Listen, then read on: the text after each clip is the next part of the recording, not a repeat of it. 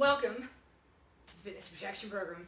To my new beta testers, thank you guys so much for offering to participate in the beta version of Maintain, which we are hoping to roll out fairly soon, but as we've seen, even from last night, yay, snags already. Not a big deal.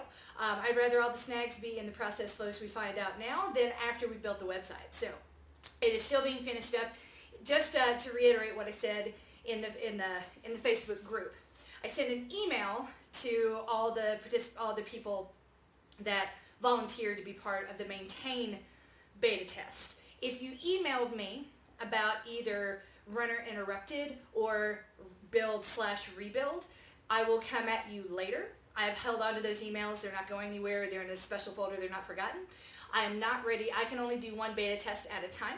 So I'm going to start with Maintain, since that will be easier, quite frankly, and hopefully it'll be the one that will lead the least instruction from me directly in the beginning going forward. But doesn't mean you're not going to be seeing me. It just means it's you can operate a little more independently than, say, the people that are currently broken in Runner Interrupted, or the people that are coming back to fitness and are as skittish about it as I was when I was coming back to fitness last year after being in bed for a whole fucking year. Yay! I was insecure, scared out of my wits, and wanted to talk to somebody all the time. There was nobody there. So in those moments, I have to remind myself, I became the coach that I wanted to hire. And here's why that's important, because my assistant coach is watching right now. I very much think of myself when I'm here, when I'm doing this, when I'm on, I'm Coach MK. The rest of the time, I don't necessarily have to be on. I'm mom, or I'm MK. I'm someone's wife that's probably not made dinner, and I'm someone's mom who's probably not been paying attention to them because she had a phone call. When I'm Coach MK, I am on, I am there, I'm doing exactly what I love to do and exactly what I'm born to do, and I'm doing it well, and that's that. Coach MK is way less complicated than Mary Catherine. She's got less to do, even though she's got more people to serve. They are much easier to please than everyone else in our life. So I tell you that to underscore this. As we move down this road, I want you to use your Twitch account silently, or just make some videos. Practice being coach, however you want to be referred to. And this is important because the way you talk as a coach is a little bit different. Coach MK emerged from coaching myself. It's the voice in the back of my head after years and years and years of psychotherapy and cognitive behavior therapy, reprogramming the voice, a second voice in my head to shout down the voices of insecurity that had been in there for so flippin' long.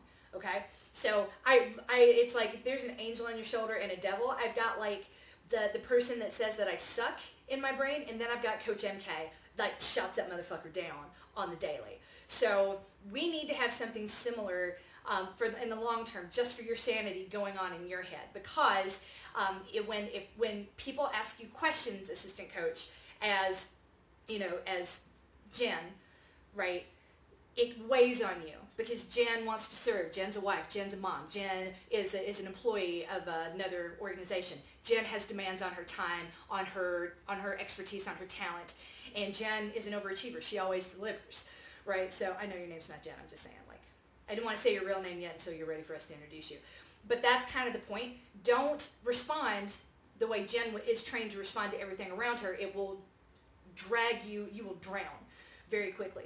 The way you need to approach this is that Coach Jen, or Coach A, or Coach whatever. So I'm Mary Catherine. Most of the time I'm Coach MK. I mean, it's like Hulk Hogan versus Paul, whatever his name is, right? Two separate ones. It's not a character, because this isn't an act. It's something that actually exists in here, and it's something that I've been programming in you, as well as all of my runners, anyone who's been listening to the podcast, that's been listening to the morning mantra, that's been hearing, I want you to hear my voice in the back of your head. Then you've got a little bit of that going on. Take that ball and run with it. It's not a character because it's real. This isn't fiction. It's just a compartmentalized part of yourself that's totally badass all the time, always has the answers, always knows what to do, and that people have come there to see. Doesn't mean you have to be right all the time. Doesn't mean you can't be soft and gentle and meet them where they're at. What it means is that that coaching part of you is way less complicated than the mom part or the coworker part or the friend part or all the other parts where you feel like you're failing. you will not fail here in this persona, and that's part of what makes it so enticing. Can you tell I've discussed this with my therapist a lot?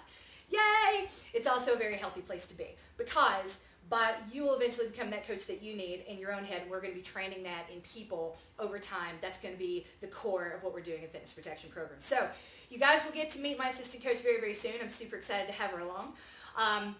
But I digress. If you got the email, you're in. If you haven't gotten an email from me about beta testing the Maintain programs and you want to, there's still a little bit of time.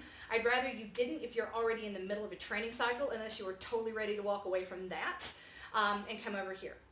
So feel free, just email info@coachedandloved.com. I check that box every night, so don't expect an immediate reply. If you had emailed expressing interest in the test and I didn't reply, don't read anything into it. I've sorted it. I was afraid to reply to all of those emails, because if everyone then replied, I would have all these email chains, and I don't have an assistant yet to help me manage my email overflow. So between now and then, just know that if you emailed me, I got that email, I have that email, I'm holding on to it. If you ask for Run or Interrupted, I'll come get you when it's time. If you ask for Build or Rebuild, I will come get you when it's time. Maintain is starting in a day or two, so check your email. If you had emailed me, info@coachedandloved.com, and asked to be part of Beta Maintain, you're probably in. I didn't actually have that many people asking for, like the demand that was overwhelming was for Rebuild and Run or Interrupted.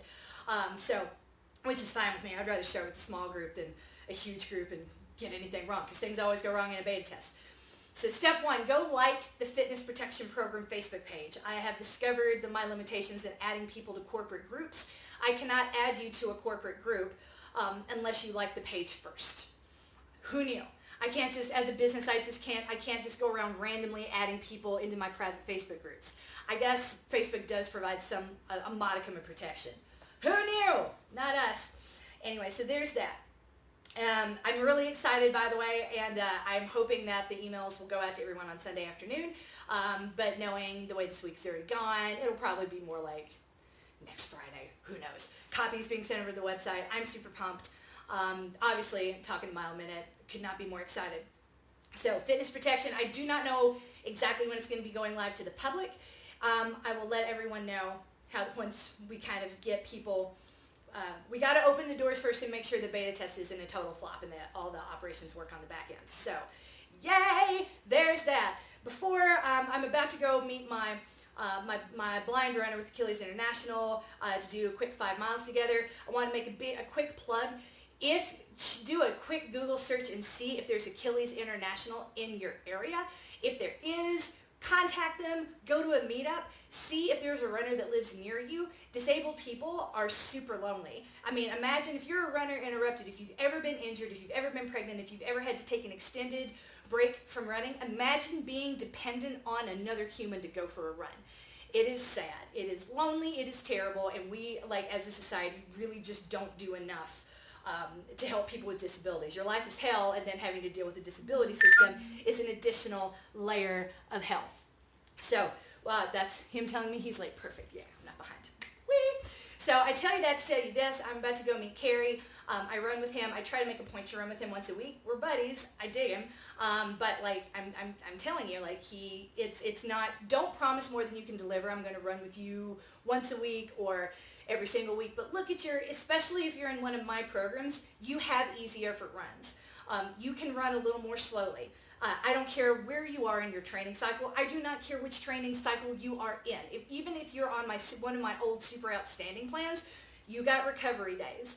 You can go run with a blind person. You can go run with a person with one leg. You can go run with a vet that doesn't have a properly fitted prosthetic, because those prostheses, by the way, are super expensive and they're hard to get your hands on unless you get really super lucky. So I tell you that to remind you, somebody who is new, getting used to running with a prosthesis, probably can't run independently. One, they might need an assistant. Two, and you're just a spotter. You're going with them. And you know what? They are so excited with every step. Why would you miss that? Right? Why would you whine about running, well, we have to go like a 13-minute mile, when you're running with somebody who doesn't have mobility like you do all the time? It's wonderful. It's a wonderful way to get back to the running community. And remember, there before the grace of God go I. Very, very, very few people that you will meet in Achilles International are there as a result of poor life decisions that led to disability, because that's not how disability works. Anyway, I know I don't have to lecture you on that. I just want to make a plug. Achilles International is a great way to connect with runners with disabilities who need running partners to do things. Go be someone, you could be the stroke of luck, or the stroke of, you really could be the stroke of luck that turns someone's life around today. It is a lonely, lonely, lonely place to be when people won't look you in the eyes, and people tend to avoid eye contact when they think you're going to ask them for something. And when you're disabled, no one looks you in the eyes ever. I've learned that the hard way from running with Carrie. It is maddening. So there's that. My final thought I want to leave you with is a coaching notion that I had this morning after talking with the assistant coach everyone will be meeting very soon. She, like me, we're not athletes. And I say that lovingly, which is, I say that not to, because it indicates lack of self-esteem. I got plenty, y'all. Spoiler alert. But rather to emphasize that I have never viewed my running at any stage of my life as competitive. Sure, there have been times when I've been running and someone, I've gotten the sense that like someone is trying to race me, and it's weird, but I sort of like I don't pay a lot of attention to it, because if you're trying so hard that I've noticed, then you're probably not going to win. It's sad and a little funny.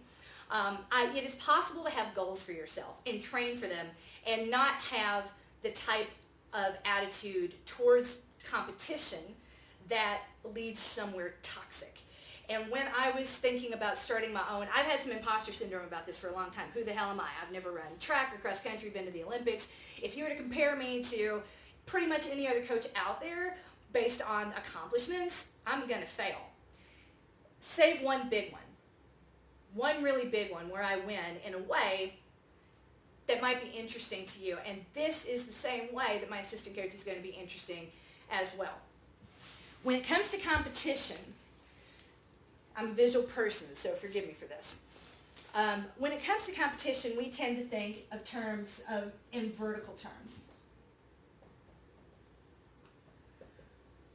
How high did you go? Right? So, I was like, I was a 4:19 miler in high school. Unfortunately, the mile has not been cool since the 1980s, so most people don't know what a fast mile is. What the fastest recorded mile time on a track versus indoor versus outdoor for a man or a woman ever has been, and that's kind of sad. But we look at it in these vertical terms of like, I run, a 3:30 marathon. And all of this is not contingent upon time. This is why this is kind of trying to articulate why I move away from the notion of pace and why it doesn't really lead anywhere good. Because this has nothing to do with time. When, in the course of our life, if this was like the X and the Y axis, the clock is always ticking. And when we think about an athlete who's an athlete who got to compete in a sport or compete in something, it's usually like high school, college, and then for a very elite few, it'll be post-collegiate / elite / professional, okay? And these people always talk in vertical terms.